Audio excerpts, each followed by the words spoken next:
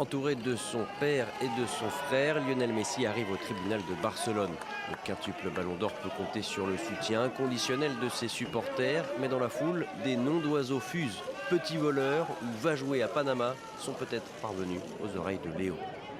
Avec l'aide de son père, le footballeur argentin est accusé d'avoir dissimulé des revenus dérivés de ses droits à l'image via des sociétés écrans au Belize et en Uruguay entre 2007 et 2009.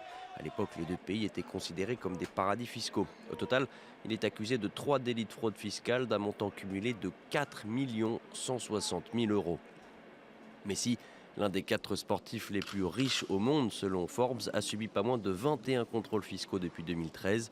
Sa ligne de défense est toujours restée la même. Il ne sait rien, ce n'est pas lui qui gère sa fortune.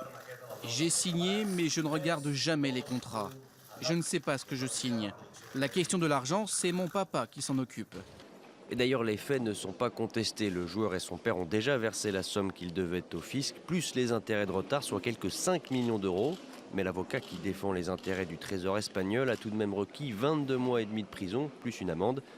Même condamné, le joueur et son père ne devraient pas être incarcérés.